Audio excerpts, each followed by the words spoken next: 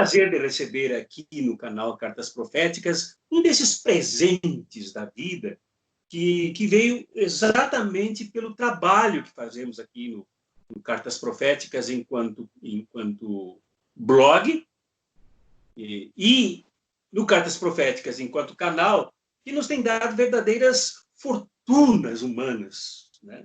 E uma dessas fortunas está aqui conosco hoje no canal, a química Andréia Matos, que é carioca, fala do Rio de Janeiro, eu estou em Goiânia, Goiás, então nessa distância nós conversaremos aqui. Então, como eu dizia, é um presente, né? Eu já entrevistei aqui um gaúcho de Caxias do Sul, o professor Saulo, outro gaúcho que está em Minas Gerais, né? O professor Roberto, né? Uma pessoa de alta capacidade intelectual, pós-doutorado, e entrevistei ontem o filósofo Daniel da Costa, que é doutor também, doutor em filosofia pela USP, é evangélico, é protestante. Eu quis ouvir a análise dele, tem uma análise muito crítica e bastante forte contra essa situação que nós vivemos no país a partir do golpe de 2016. E ouvi também o professor Dirceu Hort, lá de Tangará da Serra, de Mato Grosso, uma pessoa que também tem uma cultura imensa. Ele é de uma ordem religiosa católica e graças a isso ele viveu na França, viveu no México, viveu no Paraguai e tal, e está lá e trabalha como professor da rede estadual. E hoje, logo mais, entrevistarei o pastor Ariovaldo Ramos, que é também um combativo pastor. Conhece, né? O pastor Ariovaldo Ramos certeza. É muito contributivo e é um profeta, um verdadeiro crítico dessa situação aí que nós vemos conjunturalmente no nosso país, não só conjunturalmente, mas estruturalmente. E agora, a minha querida amiga de algum tempo, de rede social, e agora eu tenho o prazer de vê-la ao vivo aqui no canal, Andréia Matos, que é executiva da CUT do Rio de Janeiro, e ela vai explicar o que é isso, conselheira do ONDAS, Observatório Nacional do Direito à Água e ao Saneamento, ex-presidente da Simpaf Solos. Então, eu te recebo com carinho aqui, minha querida química Andréia Matos, minha amiga, minha irmã. Entra aí, por favor, e explica para nós o que é isso tudo que eu falei. Olá, Dom Armandinho. Muito prazer em conversar com você nesse dia 14 de maio. Nesse dia, no dia seguinte, né, da tão divulgada e proclamada Lei Áurea. E a gente vai bater um papinho, uma avaliação que nós do Movimento Negro, temos sobre o que é esse dia 14 de maio. E quem sou eu, né? Eu sou uma sindicalista, né? Sindicalista no sentido de justiça juntos, né? Nós estaremos juntos fazendo justiça pelos nossos bens, pelos bens que a terra dá. Sou conselheira do ONDAS. O ONDAS é um observatório que tem um papel importantíssimo nesse momento de Covid, nesse momento de ataque às nossas riquezas, nesse momento do anseio do capital internacional sobre as nossas águas. Né? O ONDAS é o Observatório Nacional do Direito à Água e ao Saneamento. Ele tem feito várias matérias importantes em pautar a política com dados científicos, com argumentação científica, nesse momento que a gente vive tão pouco iluminado, né, da história do mundo, mas principalmente no Brasil, onde, como você falou na introdução, que muito me contentou, eu sendo orgânica do Comitê Volta Dilma aqui do Rio de Janeiro, né? A gente luta pela anulação desse golpe legítimo que apeou uma presidenta com seus 54 milhões de votos, que tinha uma outra estrutura para o nosso país, uma outra visão para o nosso país, bem como ela disse, o golpe não era nela, o golpe era nos trabalhadores brasileiros, né, nas nossas riquezas, na nossa nação. Eu fui presidenta do Sindicato dos Trabalhadores da Embrapa Solos, aqui no Rio de Janeiro, então muito tive a oportunidade de defender os nossos trabalhadores e defender e fazer a crítica que tinha que ser feita com a presidenta Dilma ali naquele embate, naquela luta dura que a gente viveu em 2015, 2016, na defesa do mandato dela e, ao mesmo tempo, na defesa das nossas estatais. Eu sou trabalhadora da Embrapa, hoje em dia eu sou cedida ao Instituto Nacional de Tecnologia, mas eu sou trabalhadora da Embrapa, né? Essa empresa que é extremamente importante, que ela foi forjada no conhecimento do solo brasileiro, e é do solo, né? E é nessa luta do solo, nessa eterna disputa da terra, que eu me coloco exatamente nesse momento para fazer a minha militância na hora que eu defendo a água, né? Porque somente cuidando do solo é que nós vamos garantir a água. E você vê, o Covid-19, nesse momento, o que ele veio fazer? Ele veio desnudar a crueldade do capitalismo selvagem, ultraneoliberal que nós estamos vivendo. Eu sou do Rio de Janeiro, como você disse, nós temos essa cidade que é 51% de negros e negras, e esses negros e negras estão na periferia da cidade e nas favelas. E por que nós estamos nesse lugar, né? Foi por conta do dia 14 de maio de 1888. Porque no dia 14 de maio de 1888, aqui no Rio de Janeiro, mesmo com todos os abolicionistas importantíssimos, né, que foi feita uma tentativa de embranquecimento deles, André Rebouças, Luiz Gama. O importante aqui acentuar que aí no Rio de Janeiro, porque era a sede do Império, e depois passou a ser a sede federal, né, do país. Exatamente. Então, aqui no Rio de Janeiro, né, para impedir uma reforma agrária, para impedir, então, de novo a terra, de novo o solo, de novo o nosso direito ao uso do solo, não a de expropriar o solo, como nós negros tivemos que fazer, fomos forçados, açoitados a fazer, quando viemos em um número de aproximadamente 6 milhões sequestrados da África para cá. Nós fomos usados como máquinas para expropriar as riquezas desta nação e mandar para o antigo continente. Em 1850, nos foi negado o direito de comprar terras, já estava todo o processo, né, que você sabe que a luta ela é uma construção que ela culmina em um determinado dia, e nesse dia 13 de maio de 1808 foi o dia que as elites aceitaram como sendo o dia que nós estivéssemos livres. Mas não, nós já estávamos livres em diversos locais. Foi um dia que nós entramos num acordo para avanços, mas desse avanço para a gente nunca veio, porque lá em 1850 a gente já estava proibido de comprar terra. Nós tivemos no país um projeto de embranquecimento do país quando trouxeram imigrantes europeus para cá, e eles podiam ter acesso à terra, ter direito a comprar a terra, e nós não podíamos ter. Então, o que nos foi legado? Foi legado as favelas. Eu não sei se você sabe a origem do nome favela. Favela é uma planta que dava nos morros aqui do Rio de Janeiro. E nós, quando saímos das fazendas, ou quando já nos aquilombávamos nos morros, escondidos, quando conseguíamos fugir, íamos para aqueles lugares que tinham aquela planta chamada favela. É daí que vem a origem do nome favela. Então, o fato de ser favelado é uma mostra de resistência. E logo em seguida, em 1890, foi promulgada a lei dos vadios e capoeiristas porque era a diversão, principalmente dos homens, e a vida deles era a vadiagem. As mulheres logo ficaram empregadas, porque elas passaram a ser as empregadas domésticas, e as empregadas domésticas dos brancos, apenas com direito a casa e comida.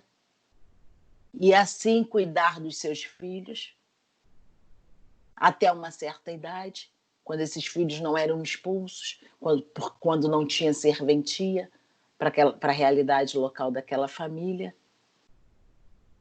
Então, assim, a gente vive um mundo nesse país que é meu, nesse país Brasil que é meu, que eu não autorizo que uma professora de uma universidade pública, como eu falei no vídeo que eu tive que gravar ontem por conta da tentativa de desconstrução da Fundação Palmares, do legado da nossa história, da história do povo negro contada na perspectiva do povo negro, que, como disse a professora, são diversos TCCs, dissertações, teses. Então, a gente se debruçou em contar a nossa história. Então, o Dia da Consciência Negra é dia 20 de novembro, por conta de um acúmulo de estudos, de luta, de dedicação de um povo. Então, o que nos restou hoje, no dia 14 de maio?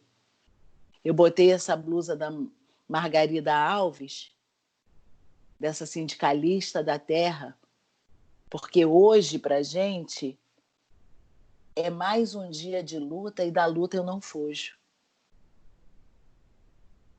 Entendeu? Margarida Alves, ela lutou para ser trabalhadora da terra.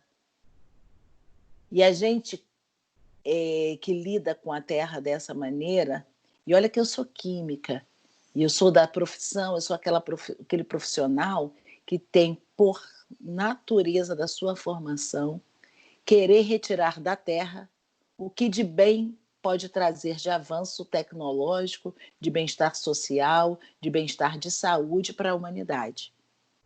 Mas nós, químicos, que temos essa capacidade, que temos essa visão, que somos os mentores da indústria da guerra, da indústria química da guerra, nós temos que nos ligar, nos associar aos cientistas do solo, aos cientistas da vida, aos cientistas da humanidade, aos cientistas de Deus, para um mundo melhor. Porque senão a gente não vai ter a garantia mínima do que nos garante minimamente que nós estejamos aqui, nesse sistema, nessa Gaia, com essa forma, é a água. Se a gente não fizer uma revisão do nosso modo de vida, do nosso modo de produção, do nosso modo de relação, a gente não vai ter água. E nós já não temos água para lavar as mãos nas nossas favelas e na nossa periferia do Rio de Janeiro.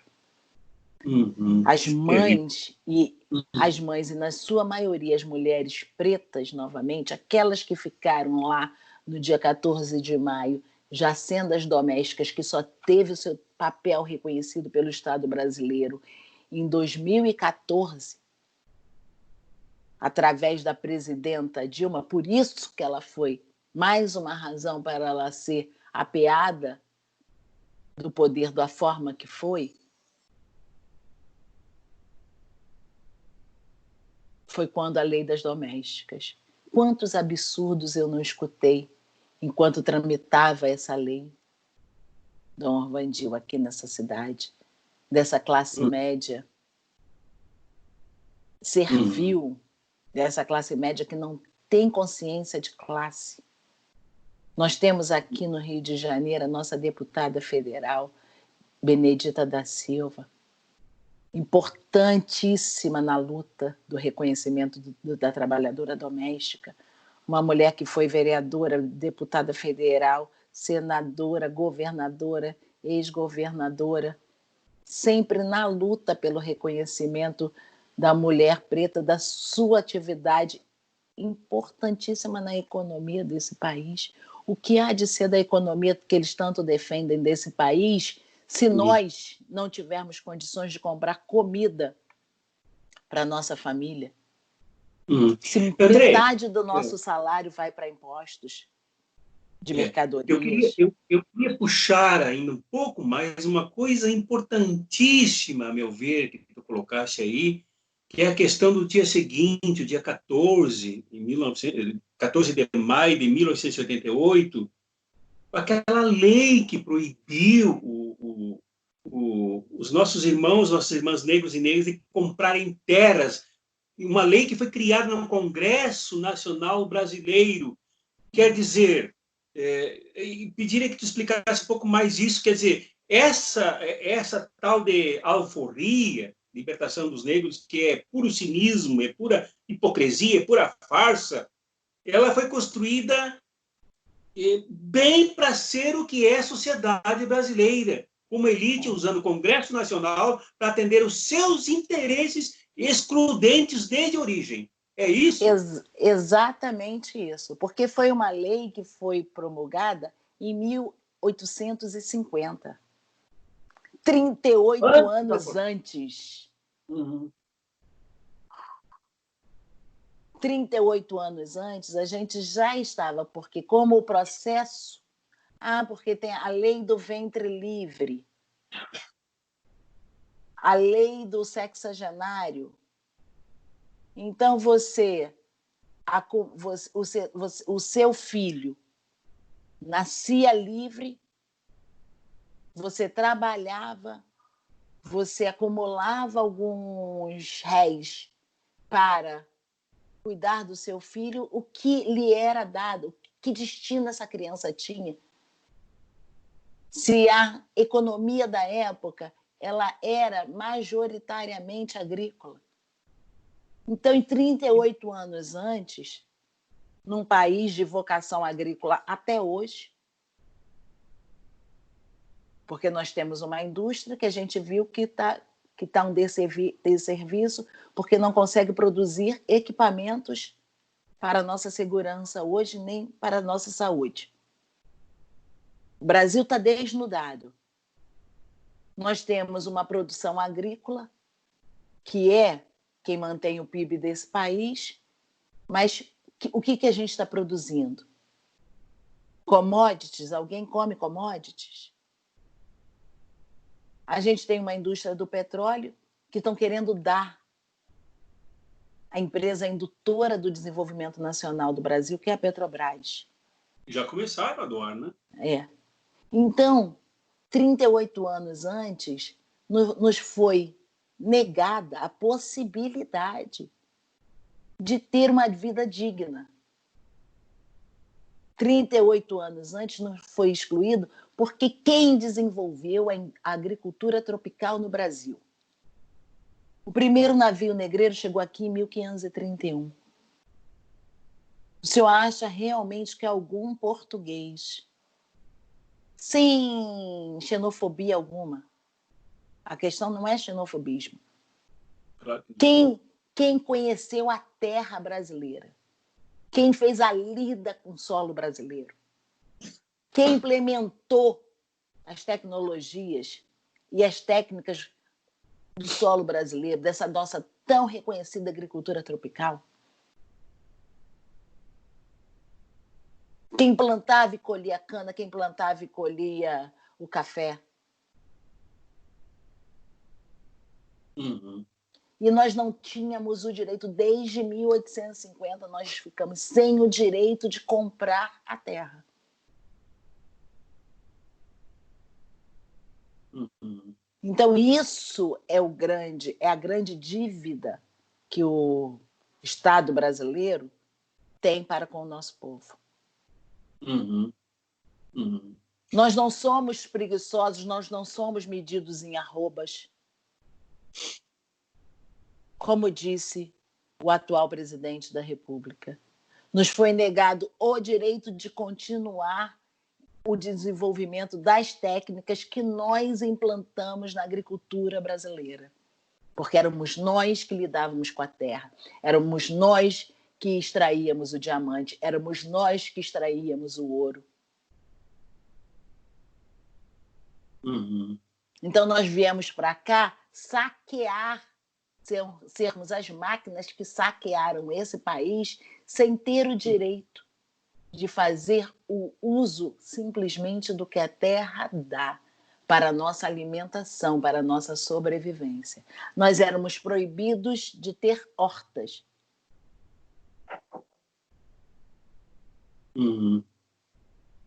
Então, foi-se montada uma estrutura, que é essa estrutura de assédio moral que a gente vive até hoje nas empresas, de um assédio moral horizontal. Eu vou fazer esse link para você entender, dos escravos, de trazendo benefícios que se tornaram privilégios para determinados escravos, e você sendo açoitado a vida inteira na oportunidade de você ter uma família, de você cuidar, de uma mãe cuidar do seu filho, de um corpo de uma mulher negra não ser objetificado da forma que era, que sempre foi, de ser coisificado. Numa oportunidade, o que essas pessoas faziam? Essas pessoas iam se querendo ter dentro da cultura que foi estabelecida para nós que somos cristãos, de ter uma família, de ter direito a uma casa, de ter direito a cuidar do seu filho, de não ter o seu filho retirado de você e mandado para outra região do país, para que lá ele tivesse menos ainda o sentimento de pertencimento. Então, o que nos foi roubado, o que nos foi saqueado, o que nos foi retirado, o que nos foi ceifado, foi o sentimento de pertencimento. Nós não temos... Então, você não luta por aquilo que não te pertence. Então, há muitas das vezes que a gente vê essa anomia nas nossas questões, nas nossas causas. É por isso, é pela falta da minha concepção. A minha leitura é isso, é o sentimento de pertencimento. Eu estou falando aqui hoje com muita dor no coração, porque ontem, no final do dia, eu tive a notícia que um primo infartou subitamente. Aí a minha tia está com um filho vítima de Covid, internado numa UTI, e o outro filho infartou subitamente. Então, são os 2 filhos da minha tia. Então, ela sente muito mais do que eu estou sentindo, e tenho certeza que você, dona Andil, está se solidarizando também com a dor dela. Mas essa dor pertence a ela. Então, esse sentimento do pertencimento é que nos foi negado lá em 1850, quando nos foi afastada a possibilidade da lida com a nossa terra. É artigo da Constituição Federal o direito à moradia.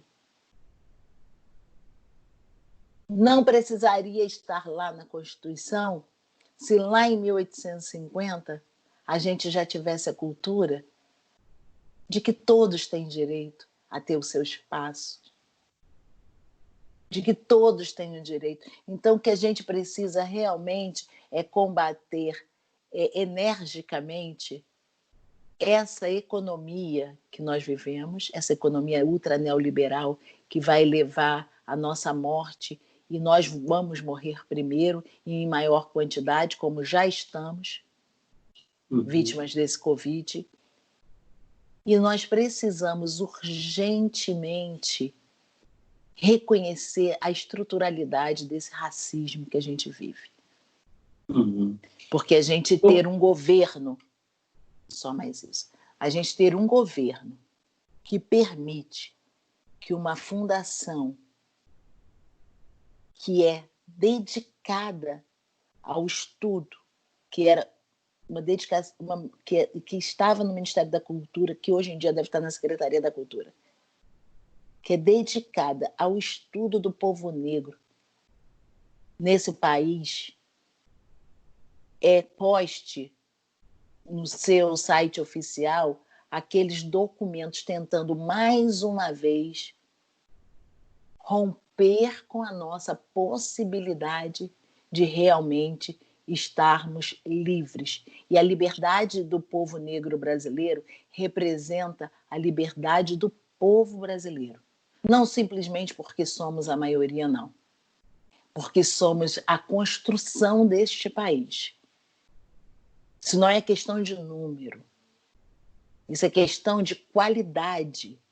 O que nós temos hoje, nós devemos àqueles 6 milhões de negros que vieram para esse país ser a máquina expropriadora para o antigo mundo. E mesmo assim ficamos aqui, tentamos ser abatidos com uma política de embranquecimento, resistimos e somos a maioria, nós vencemos e vamos vencer sempre. Porque nós estamos aqui para lutar pela terra desse país, para lutar por um país mais digno, para lutar por um país mais includente, para lutar por um país onde todas as religiões possam ser exercidas com liberdade. Para que Margaridas, Marielles e Malês não sejam mais abortadas da terra da forma que foram. Minha querida amiga, companheira, irmã, química Andréia Matos, executiva da CUT do Rio de Janeiro, muito obrigado pela entrevista inicial. Nós nos encontraremos outras vezes. Várias questões que parece ficaram no ar para mim, que eu gostaria de voltar a tratar delas, né, com uma riqueza tão grande como a tua pessoa, que tem muito a contribuir com o esclarecimento dessa situação do nosso povo. Como eu sempre digo no encerramento de cada vídeo, de cada entrevista, de cada encontro, abraços críticos e fraternos para ti, e agora a despedida é tua. Obrigada, Normandie, obrigada. É mais um dia de luta, a gente está aqui no Rio de Janeiro, né, na CUT Rio, lutando pelos trabalhadores e trabalhadoras, pelos ocupados e não ocupados, e os não trabalhadores, porque hoje em dia a gente tem que ampliar a nossa capacidade de luta. A gente tem agora aqui no Rio como presidente o Sandro César, que é do Sindicato de Saúde, está tendo muito problema. A gente peço que você inclua nas suas orações os nossos sindicalistas da saúde aqui do Rio, porque nós estamos fazendo um enfrentamento. Como eu digo, o golpe ele começou aqui no Rio de Janeiro, o golpe de 2016, e ele vai ter que acabar aqui.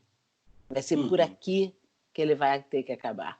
Então, a gente precisa de muita energia, de muita força, a gente precisa de muita oração, de muito axé para nós, entendeu? Então, eu quero agradecer a todos os meus companheiros de luta, a todos os companheiros que fazem a luta no sindicato que eu sou filiada, né? Eu sou filiada ao Sindicato dos Trabalhadores da Pesquisa e Desenvolvimento Agropecuário, que a sede fica em Brasília, onde tem a sua principal empresa de base, a Embrapa, mas nós temos também a Codevasf, a Emparne, a Emepa, a Pesagro, os distritos irrigados. Então, para todos esses sindicalistas que estão aí no dia a dia, fazendo a luta na defesa dos direitos dos trabalhadores, porque o que estão tentando realmente destruir é essa lógica, essa instituição que faz parte da nossa vida, né? A instituição trabalho, mas nós vamos vencer. Eu sou muito otimista, mas nós vamos vencer a partir do momento que a gente reconhecer que no dia 14 de maio de todos os anos tem que ser um dia de mais direitos, de mais reparação, de mais ação afirmativa com o povo negro desse país. Tá bom? Um grande beijo no coração e muito obrigada pela oportunidade de estar aqui lhe conhecendo agora nesse novo significado do pessoalmente que a gente vive hoje. Um grande beijo. Amém. Um axé. Um dia bom para todos. Axé, saravá. Saravá. Até.